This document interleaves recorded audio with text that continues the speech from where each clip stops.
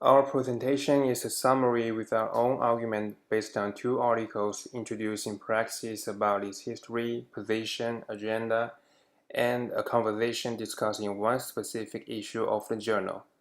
Praxis is a unique journal as it focuses on practice and theory equally, while other publications in America either represent architecture through theoretical texts or describing building projects in very simple ways. This is also the exact context that Amanda and her partner Ashley were in when they started to think about journal as a way of architectural practice to explore this relationship. As she said, architectural writing and building were presented as independent when we understood them as co-independent. When the journal began, it was defined by these five basic questions shown here, which mainly focus on building a linkage between practice and theory, identifying similarities and differences among American architecture and architects, also on changes in various fields having impacts on contemporary architecture. These questions form a dialogical framework which implies a process of two-way exchange that makes the journal a means not only to answer questions but also to create questions through dialogues. There is a conviction here that the connection between academic and professional cultures already exists, and the position of Praxis is to place a platform to publish the proof of this existence. However, the architectural working model of the editors of Praxis implies that they are creating or at least reinforcing these proofs rather than simply placing them. Then, in order to reinforce the connection of theoretical work and architectural practice, and also to set a rule for choosing projects of article in the journal is organized in a thematic mode. We can see through these folding covers of practice which shows the themes or issues that each one focused on. For example, there are landscape, Mexico City, expanding service. The issues range from common urban issues to architectural issues to techniques. Apparently, Praxis is not building any connections between these issues, though they all emerge from trends in contemporary architecture field. The aim of the journal is to set a context which allows the editors, architects, writers to make dialogues in case to create and reinforce the connections among these chosen projects, and also to create connections between practice and theory. Praxis is the architectural practice of Amanda and Ashley. The organizational structure, according to them, is set up like an architectural office. In a word, the editors of the journal work on the journal just the same as architects work on buildings. Also, they try to design every aspect of the journal, including the layout, captions, the structure of the articles, and even the covers that are shown here.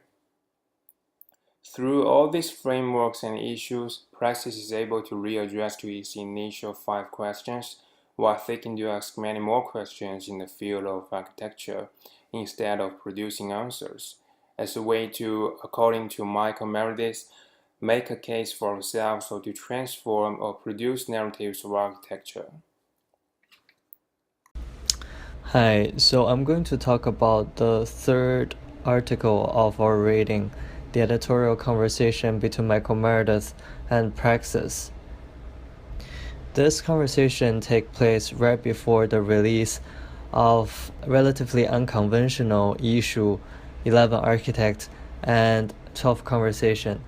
Within the conversation, they have talked about the uniqueness of this issue and how has that issue leads to some interesting discourse of present and past architecture.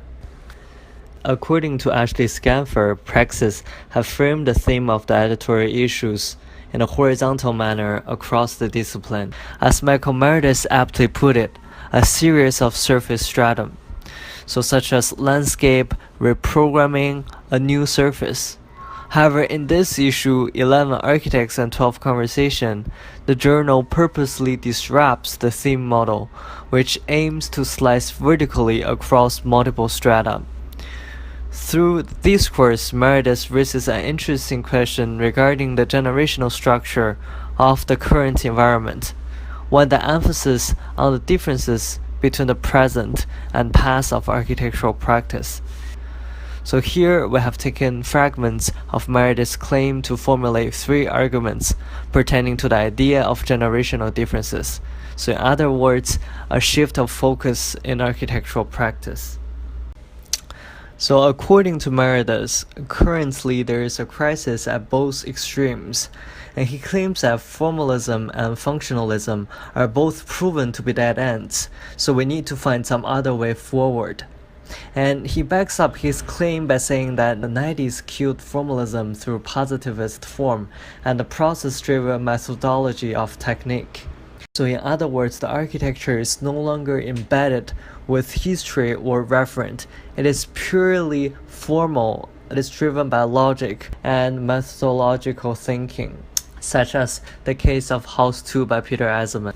And on the other hand, the 90s also shattered functionalism. The famous quote, "Form follows function" by Louis Sullivan, it's no longer the guiding principle of the making of architecture. And so, for example, Villa Savoye is a perfect example of functionalism. The whole form is guided by the 5 points of architecture: the pilotis, the free ground plane, the free design of the facade, the horizontal ribbon window, and the roof garden. But this is no longer the case for today's architecture. And Peter Eisenman even went to the extreme of using a truncated column to suggest that form does not have to follow function.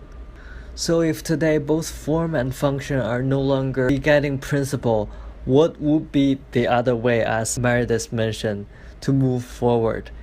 And in addition to that, Meredith also claimed that as a positivist approach, rule sets works well because you don't have to argue for them. They are logical, they argue for themselves. It is interesting in the conversation, Scaffer asked, "Do you think Mies struggled over form?" And both Meredith and Lawrence says, "Oh, absolutely." And Meredith adds on by saying that Mies's drawing has a sense of erasing form. Form gets undermined by the material quality of the plane and the flatness of collaged imagery.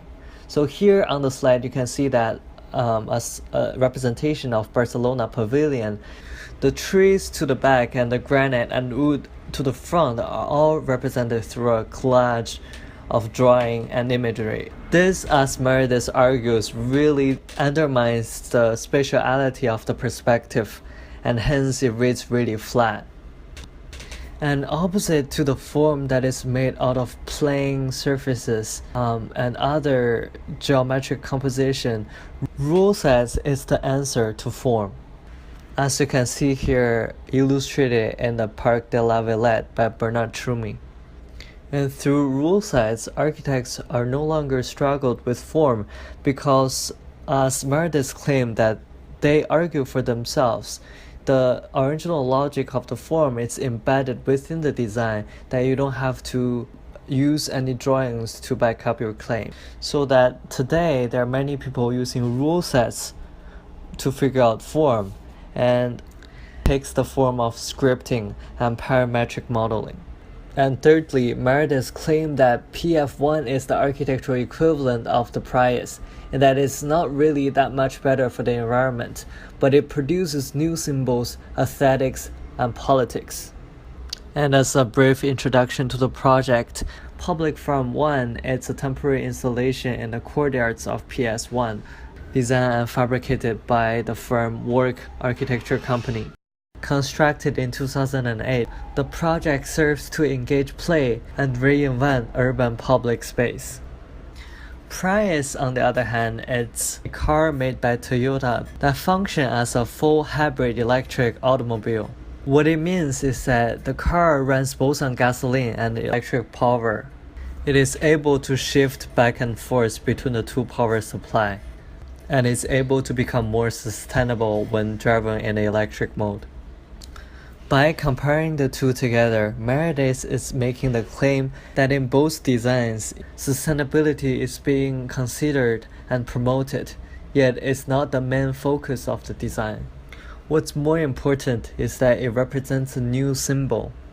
It is something that people have never seen before. It is innovative, and hence it produces new desire. A new desire in the context of architecture that redefines urban space. So in summary, if architecture today no longer focuses on form and function, then what would be the drive that pushes the contemporary architecture moving forward? Is it positivist thinking? Is it social concerns? Is it environmental concerns? Or is it a new desire for architecture? Do you agree that formalism and functionalism are dead? Is there any other factors that influence the architectural design today?